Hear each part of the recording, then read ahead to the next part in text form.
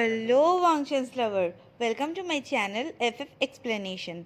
कहानी शुरू करने से पहले आप सबको बहुत बहुत बहुत शुक्रिया मेरे 100 सब्सक्राइबर पूरे करने के लिए। मेरा ये छोटा सा चैनल आज 100 लोगों का छोटा सा एक फ्रेंड्स का ग्रुप बन गया है, तो थैंक यू फॉर दैट। और स्पेशल थैंक्स जोई को, जिसने मुझे सजेस्ट किया कि क्योंकि मेरा नाम प्रोनाउंस करने में बहुत प्रॉब्लम हो रहा था, विनिंग कभी विलिंग बन जा रहा था, कभी वेंडिंग बन जा रहा था, तो उसने मुझसे कहा कि आप वे बुला सकते हो। तो आज से मैं विनिंग को वे करके बुलाऊंगी। तो चलिए कहानी शुरू करते हैं। जनसा स्कूल पहुंच के बहुत गुस्से में था और यान्नी उसे बस मना रही थी। फिर यान्नी ने बहुत प्यार से उसे कहा, देखो तुम ना वे को मारना मत, बस उसे समझा के आ जाओ। और जनसा भी मान गया और वे के क्लासरूम की तरफ चलने लगा। क्लासरूम के पास पहुंच के उसको उसके डेस्क पार्टनर जाओलुशी से पता चला कि वे तो अभी तक स्कूल आया ही नहीं है, और वो बहुत टेंशन में आ गया। जाओलुशी ने भी उसके कहा कि क्या चला, कहाँ चला गया वो अभी तक क्यों नहीं आया। फिर उसने कहा शायद वो किसी के साथ गया है। कह के वो वहाँ से बाहर चला आया और अपने जीजीए को टेक्स्ट कर दिया कि विलिंग अभी तक स्कूल नहीं पहुँचा है, और वो भी अपनी क्लास की तरफ चला गया। और इधर हमारा वांग जिंगाओ, हाँ वांग जिंगाओ वही है जिसको मैंने शू यंग कहा था। उसका नाम शू यंग नहीं है, उसका नाम वांग जिंगाओ है। वांग जिंगाओ भी एक चॉकलेट केक और रोज़ का बुके लेके बेचारा दिल तोड़ के बैठा था, क्योंकि आज तो हमारा वे आया ही नहीं था। वो तो वांग जी के साथ डेट पे निकल गया था। उसने अपना सारा गिफ्ट शू को दे दिया और क्लासरूम की तरफ चला गया। और इस तरफ हमारा वे वांग जी को लेके आके अपना सारा आइसक्रीम का पैकेट और स्केटबोर्ड दे के बोला, ये तुम्हारे लिए है, और अपना बाईसाइकिल निकाला और चलाना स्टार्ट किया। और वांग जी को बोला, चलो साइड रोड के साइड से तुम मेरे पीछे पीछे आओ। और कुछ देर चलने के बाद दोनों एक प्लीज ब्लॉसम पार्क पे पहुँचे। प्लीज ब्लॉसम पार्क में पहुँचने के बाद हमारा वे बाईसाइकिल से उतरा और वांग जी से कहा, चलो चलते हैं। क्योंकि एक प्यारी सी मुस्कान के साथ दोनों चलना स्टार्ट कर दिया। फिर हमारे वही ने वांग जी से कहा, ग, और वांग जी चुप रहा। फिर वे ने पूछा, क्या मैं आपका हाथ पकड़ सकता हूँ? तो वांग जी ने कहा, अगर मैं ना बोलूँ तो क्या तुम छोड़ दोगे? वांग जी ने ये इस तरह से बोला था कि कोई भी सुन के बहुत डर जाता, पर हमारा वे डरा नहीं। उसने एक प्यारी सी मुस्कान दे के कहा, नहीं। और फिर उन्होंने खपत करके हमारा वांग जी का हाथ पकड़ लिया और वो दोनों चलने लगा। पूरे रास्ते बस हमारा वे बकर बकर बकर बकर करता रहा और हमारा वांग जी चुपचाप सुनता रहा। वे कभी ये बोल रहा था, वो कभी वो बोल रहा था। वे का आवाज़ वांग जी के कानों में ना पूरा एक मेलोडी की तरह साउंड कर रहा था, और वो अपनी आंखें बंद करके बस चलता ही जा रहा था, ऐसे कि वो कभी भी सो सकता है। वांग जी वे का वो आवाज़ सुन के बहुत अच्छा लग रहा था, थोड़ा इरिटेट हो रहा था पर अच्छा लग रहा था। और हमारा वे कहता रहा, गगा आपको पता है कि ये क्या हो रहा है? आपने यहाँ पे कभी आए हैं? मैं ना मेरी माँ के साथ यहाँ आया था। बहुत सुंदर है ना ये जगह? ग, आप किसी से प्यार करते हैं? आपको पता है, मुझे ना नहीं पता कि ये फीलिंग्स क्या है, पर मुझे ना बहुत अच्छा लगता है। मैं ना आपसे बहुत प्यार करता हूँ और आप सिर्फ मेरे हैं। एक दिन देखना आप मुझसे भी प्यार करेंगे। ऐसा बोल ही रहा था और तभी 10 बजे थे और वीकेंड का टाइम नहीं था, इसलिए पार्क पूरा साफ था, मतलब अलोन था। कोई भी ज़्यादा लोग पार्क में नहीं थे। तो वो बोलते बोलते बोलते बोलते अचानक वे स्टॉप हो गया और वांग जी ने अपने आँख खोल के देखा, कुछ लोग रैबिट्स को कैरेट खिला रहे हैं। तो वांग जी ने वे से कहा, तुम क्या रैबिट्स पसंद करते हो?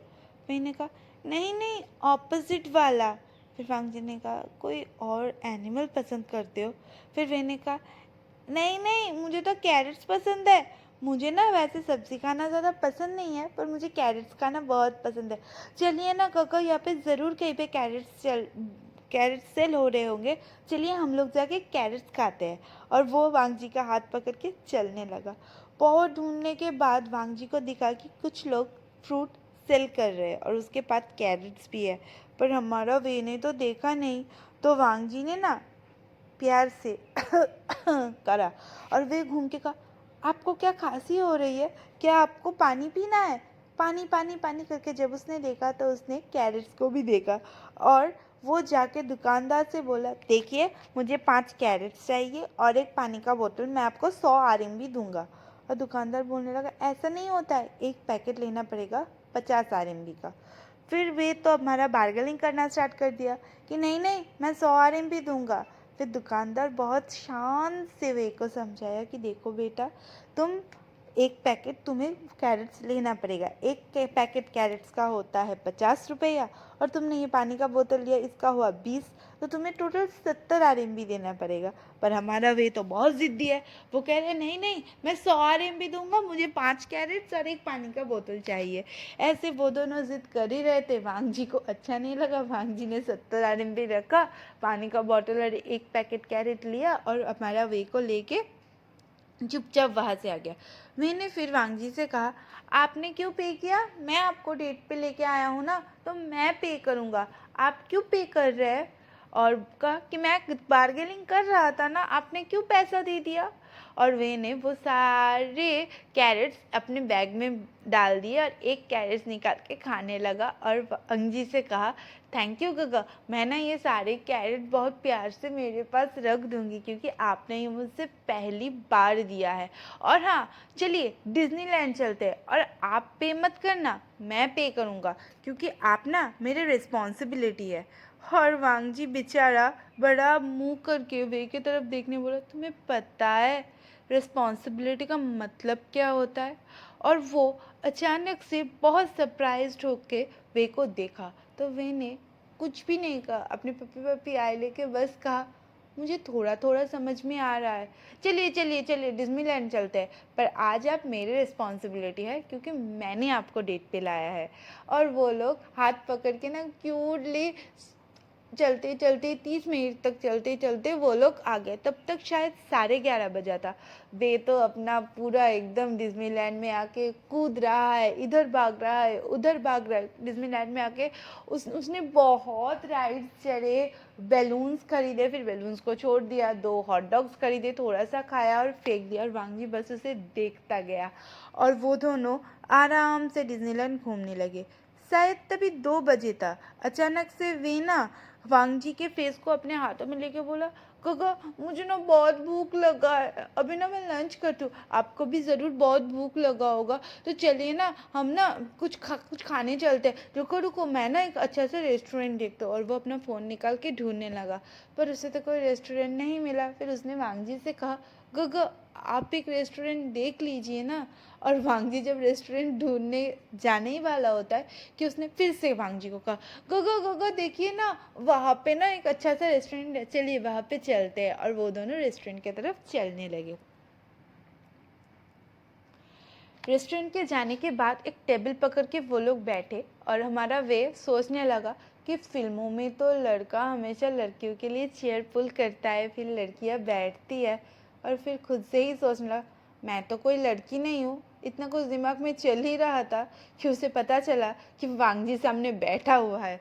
और उसने अपना जो मेनू कार्ड है वो वांग जी को दे के कहा, आप ना ऑर्डर कीजिए। और वेटर को बुलाया। वेटर ने आकर कहा कि आपको क्या लगेगा?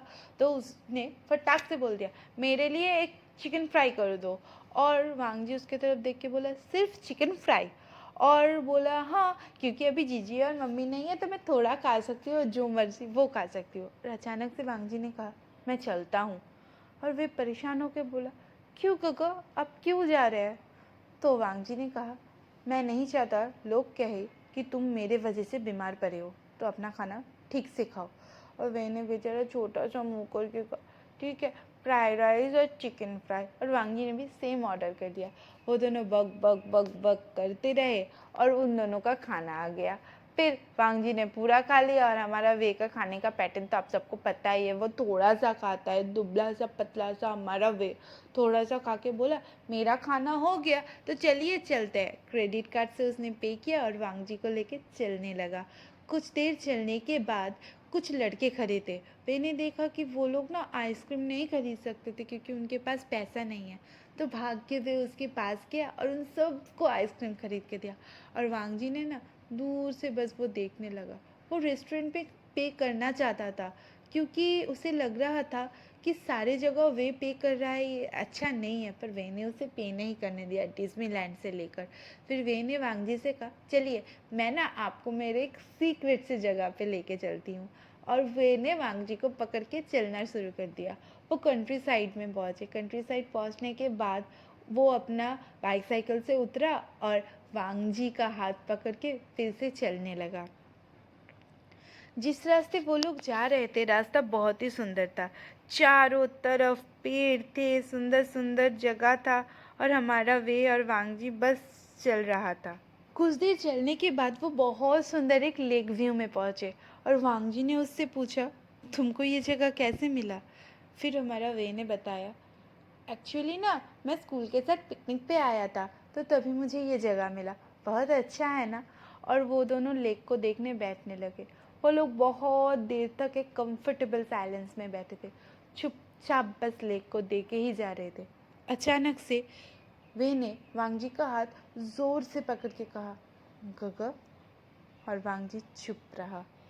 पूरे जगह, पूरा रास्ते बस वे बकबक करता रहा और वांगजी चुप रहता रहा। वे बकबक करने के बाद अचानक से वांगजी को बोलने लगा, आप यहाँ पे कभी आए हैं गगा? ये बहुत अच्छा जगह है ना?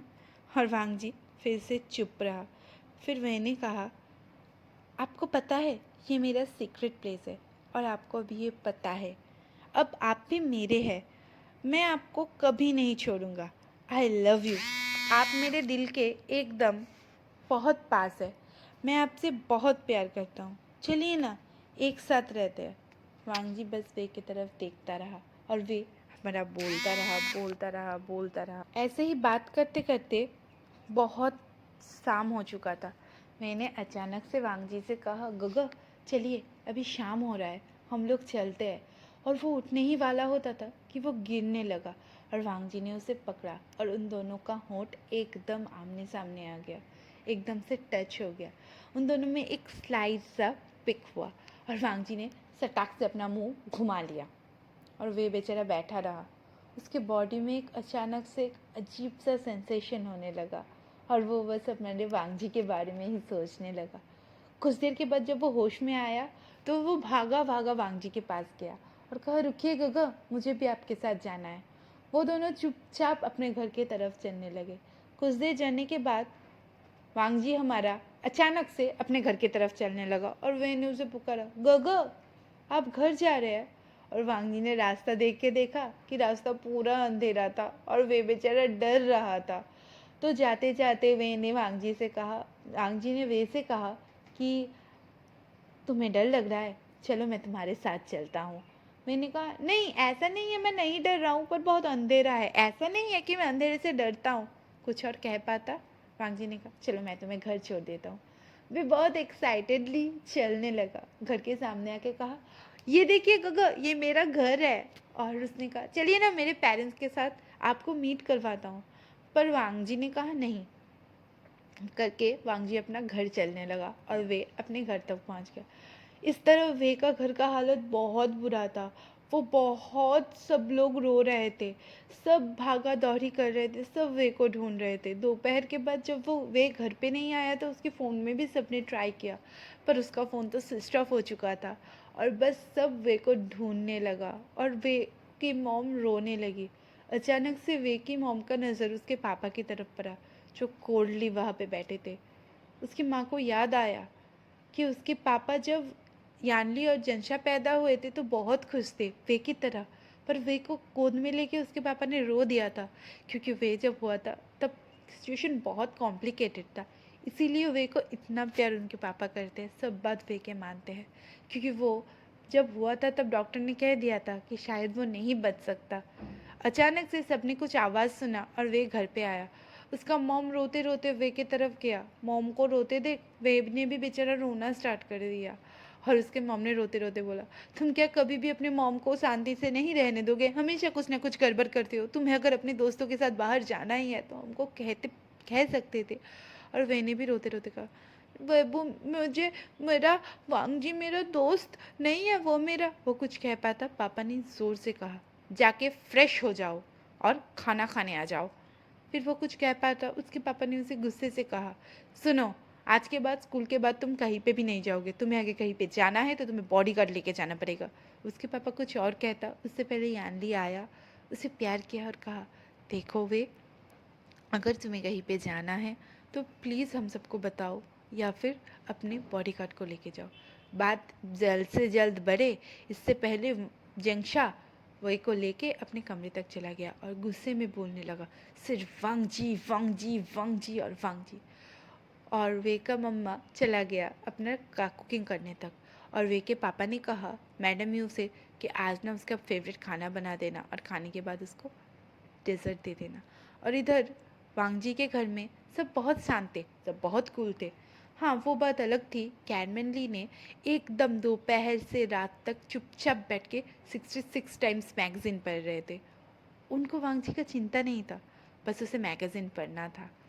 और जिया बाईजा जो वांगजी की बहन है, हाँ इस कहानी में ना वांगजी का एक बहन है, लैंचीचन के जुड़वे बहन है। जिया बाईजा भी अंधेरे में बैल्कनी में बैठ के बुक्स पढ़ रही थी। बहुत मस्क्यूटो उसे काटा पर वो बुक्स पढ़ रही थी और वहाँ से एंट्रेंस की तरफ देख रही थी। लैंचीचन भी अपना एकदम कार लेके चला गया, निकल गया वांगजी को ढूंढने के लिए। नहीं नहीं नहीं, ऐसा मत समझना, वो बस घूम रहा था और उसके पापा भी जॉगिंग कर रहे थे। वैसे तो वो शाम के 5-6 बजे जॉगिंग करता है, पर आज 8 बज चुका था तभी वो जॉगिंग कर रहे थे। अचानक से हमारा वांगजी घर आया। उसके भाई ने उसे कहा, तुम कहाँ गए थे? तो उसने कहा, मैं वे के साथ था। उसकी मम्मा ने कहा, कितना सुंदर स्केटबोर्ड है। उसका मम्मा बहुत देर तक बैठे थे, इसके लिए उसका पैर पूरा सुन पड़ चुका था और वो अचानक से खड़ा नहीं हो पा रही थी। तो वांगजी ने अपने मम्मा से कहा कि हाँ ये गिफ्टेड है। कह के वांगजी धीरे धीरे अपने रूम की तरफ चलने लगा और एक बार पीछे घूम के एक सांस में बोल दिया, मम्मा पैर में ऑयलमेंट लगा लीजिए। बहन तू भी ना मस्क्यूटो रिपेलर का क्रीम लगा ले। भाई तू इतने रात को कार लेके मत घूम। और पापा आप नहा लीजिए, बहुत बदबू आ रहा है, मुझे भी नहाना है। करके वो नहाने चला गया और यहाँ पे सब लोग नहाने के लिए चले गए और जिया बाईजा और वांगजी के पापा किचन में चले गए वांगजी का फेवरेट डिश बनाने के लिए। और वांगजी अपने रूम पे जाके अपने फ्रेश होने के लिए चला गया। फ्रेश होने के आने के बाद सर पोंछ के अपना टॉवल काउच में फेंक के उसने अपना फ़ोन लिया और देखा वे का एक स्वीट सा मैसेज था, गुड नाइट, मेरा डिनर हो गया, तुम भी डिनर कर लो, मैं आज बहुत टायर्ड हूँ। और वो मैसेज को बस सीन किया और सामने की तरफ देखने लगा। चलिए आज की कहानी यही ख़त्म करते हैं, सुनते हैं बाकी कहानी क्या होता है, वे और वांगजी का प्यार किस मोड़ पे आता है। तो चलिए बाय। मेरे चैनल को सब्सक्राइब करना, लाइक करना, शेयर करना और प्यारे प्यारे प्यारे प्यारे प्यारे प्यारे कमेंट्स करना। Okay bye.